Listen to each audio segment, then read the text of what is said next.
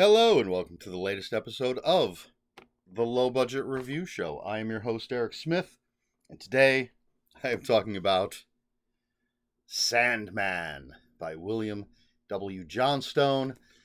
This is from Zebra, classic Zebra horror. Now, I'm going to read the back cover copy for a number of reasons. One, I'm lazy. Don't feel like coming up with my own synopsis. And two, because I have not read the back cover copy of this since I bought it. It's my new habit. Doesn't matter how long I've had a book. I have books here that I've owned for years and years and years. Haven't read them. When I pull them off the shelf to read them, I'm not reading the back cover copy or the inside flap. I'm going in as blind as possible. And that's what I did with this one. So this is what it says on the back cover of Sandman. Paul Kelly had a very big temper for such a small boy. When he tired of his toys, he smashed them. When a dog or cat got in his way, he kicked them. And when other children told on him, he made sure they were very, very sorry. But that was nothing compared to what Paul discovered next, which was that if he didn't like certain people, he could make it so he'd never have to see them again. Ever. And no one would suspect such a little boy of such a horrible deed. No one would ever guess that killing could be much more fun than playing with dump trucks and sandboxes, especially the way Paul did it. Sandman. So, for the too long didn't watch folks, I gave this book 4 out of 5 stars.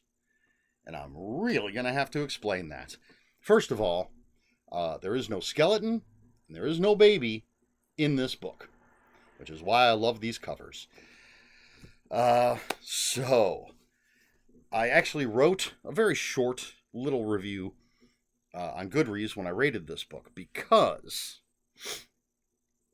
of the way Goodreads stars are assigned. I don't know the proper way to say what I'm trying to say. I've mentioned this many times, but I'll go over it one more time. On Goodreads, 1 star is, I didn't like it. 2 stars is, it was okay. 3 stars, I liked it. 4 stars, I really liked it. 5 stars, I loved it. Notice, none of those say, it was bad, or it was good, or it was very good. It's very much personal opinion, which is the case in the other way, too, with bad and good. But I think I really liked it doesn't necessarily say whether it was bad or good, just that I really liked it. And so I clarified this whenever I do this for a book like this, and it usually seems to be William W. Johnstone, because the writing is pedestrian at best. The dialogue, quite often very stilted, quite often simply expository, and there are things that happen that aren't necessarily very good storytelling. But I found this story so incredibly entertaining. It is sort of the book version of a so bad it's good movie, which is a bit of a misnomer. So bad it's entertaining, I think, is more appropriate, because if it's so bad, it's not good. If a movie's bad, it's by definition it's not good, but it can be incredibly entertaining. As far as movies go, The Happening, Madam Web. 2 movies, objectively not good movies, but I find them both very entertaining. I have a good time when I'm watching them. And that's the case with this book. It starts off crazy, and it just gets crazier. And it's bloody, and I believe William W. Johnstone was a very conservative person. Son of a preacher, or a pastor, whichever.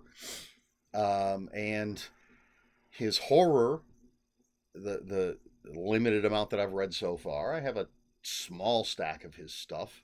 Let me see. Watch me count books that I can see from here. 1, 2, 3, 4, 5, 6, 7, 8, 9, 10, 11, 12. I have 12 of his horror novels.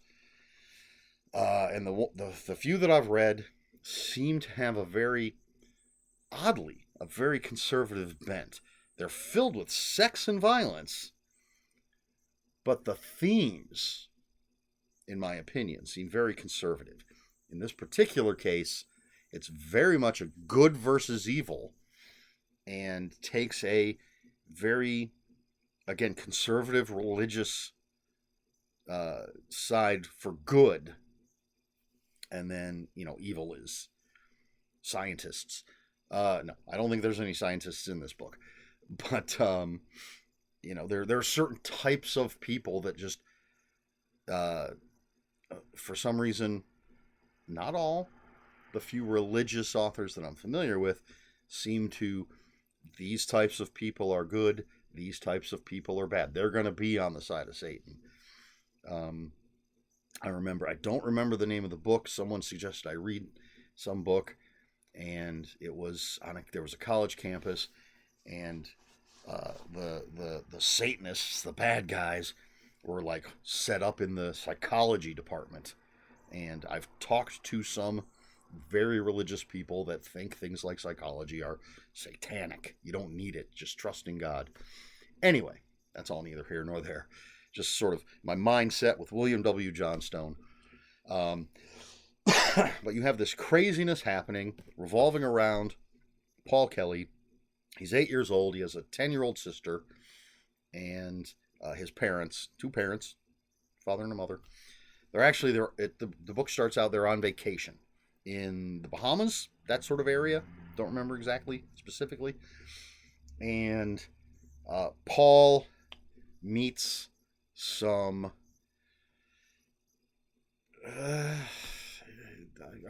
I'm always trying to avoid spoilers. Some people involved in voodoo, and there are revelations made, and then the horror begins. And there's some grotesque horror. There's a lot of women getting their clothes ripped off, and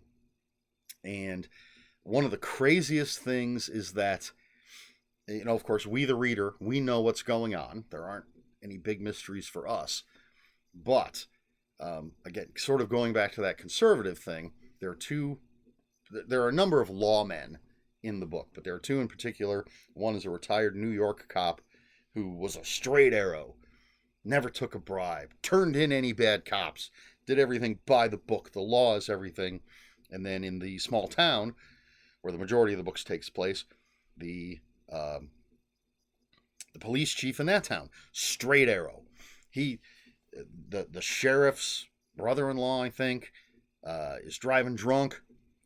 This police chief throws him in jail, not letting anybody off just because they're the brother-in-law of the sheriff. He's a straight arrow, a straight shooter, doesn't break the law, although they seem to have no problem tossing out drop guns. But so these guys, a bunch of the other characters, seem to have almost no problem accepting the insane supernatural things that are going on. They're skeptical for half a page, and then they're like, okay, I guess that's what's going on. I guess we have to kill this 8-year-old boy. I'm not comfortable doing it, but someone's got to do it. There's a lot of characters thrown around. There's a scene where a bunch of police show up, and it's like the first cop came in the door, and then the next two cops came in and they did this, and then another cop came in and they did this, and then all of a sudden, without actually saying who's who, they start throwing names out. One of them was, I think, Eric. And it was like, Eric said blah, blah, blah, blah. I'm like, wait, who the hell is Eric? And then I have to keep reading. Eventually, he's one of the cops that came in. But he's talking about another. Eric's talking about Andy, or trying to talk to Andy. Who are Eric and Andy? Oh, they're the cops. And then There were a couple times, a couple characters that are just sort of thrown in, and then aren't mentioned for a while, and then they're mentioned again, and I'm like, who the hell is that character? I don't remember who this is. Oh yeah, that's the reporter. So again, very pedestrian writing, and one character. Again, I don't know that this is a spoiler. There's a character, a teenage girl, who is told all this stuff, and she's like, I've looked into the occult a little bit, so I get where you're coming from. I understand this stuff. And then at the end of the book, all of a sudden she literally says, I'm an expert on the occult. I have read everything that there is to read, and I can tell you this and this and this. Where the hell did that come from? Oh, and there's things like the good guys figure something out. This is towards the end of the book. They figure something out, but the way their dialogue is written, they speak so unrealistically to keep we, the readers, from learning what they learned. The author is trying to keep it a secret from us, even though the characters now know it. And so instead of simply saying something, the natural thing you would say to the person, they speak in this weird sort of stilted way to avoid giving us the information. Terrible. But this book is so crazy. The stuff that happens, so over the top, so loony, so wild, that I thoroughly enjoyed it. 4 out of 5 stars. I really liked it. I had a good time, but it's not a good book. Hopefully that makes sense. And that is, as I said, that's usually my experience with William W. Johnstone. This man, when he was alive, wrote a ton of stuff. Westerns might be what he's most known for, but a bunch of horror. I think thrillers and action. And I think he has more books out now that he's dead. His nephew or maybe niece was writing them. Might still be writing them, but I also think there's a bunch of ghostwriters writing stuff under William W. Johnstone's name.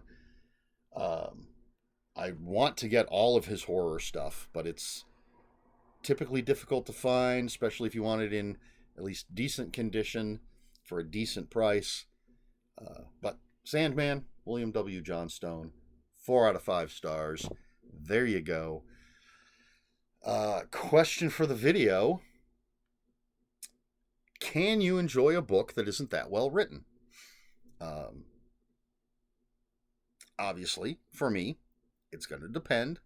This isn't so horribly written that I couldn't enjoy it at all. And that is always a possibility, that no matter how crazy the goings on, the writing is so poor that I just can't do it. And that's a book that I'm probably not going to finish.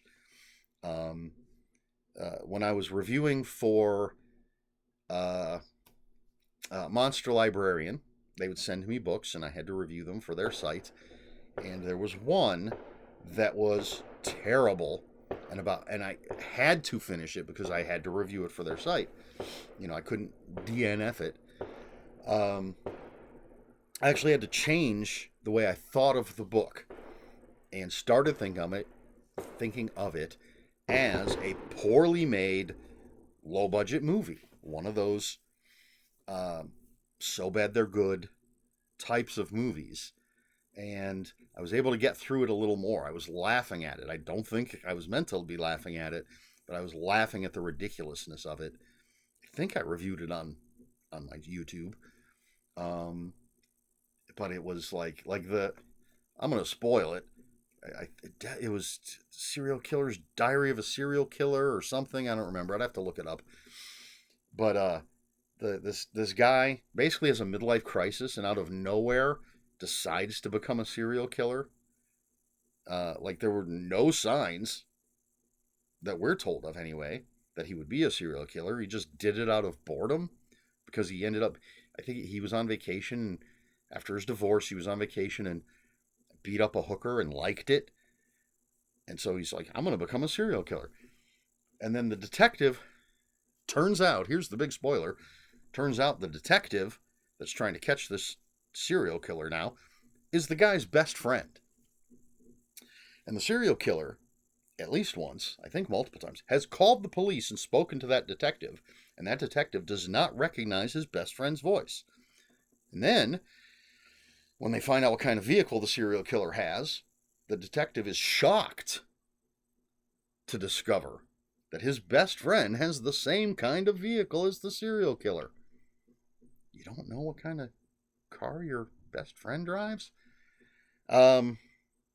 Just horribly written. That is not something that I would go back and reread, but I was able to make it through by sort of changing my mindset. And going into things like William W. Johnstone, I know, because I've read enough of his. I've read his Westerns. And I say that like I've read all of his Westerns. I've read some of his Westerns, a small amount. So I know what I'm getting into with his writing. I know it's going to be some crazy shit, just not super well written, but not so badly written I can't get through it. But what about you? Are you going to just DNF the book no matter how fun it might be if the writing's bad? How bad does the writing have to be? Let's talk about bad books that we still enjoy down in the comments below. If you have any comments, questions, or corrections, please put those in the comments below. Comments are open for spoilers. Just post a spoiler warning. We try to be polite here at the Low Budget Review Show. Please like, share, and subscribe, all the usual YouTube stuff. If you'd care to follow me on other social media, I'll have links for my Instagram and Blue Sky in the description below. That's all I've got. This has been the Low Budget Review Show. I have been Eric Smith, and until next time, read more books.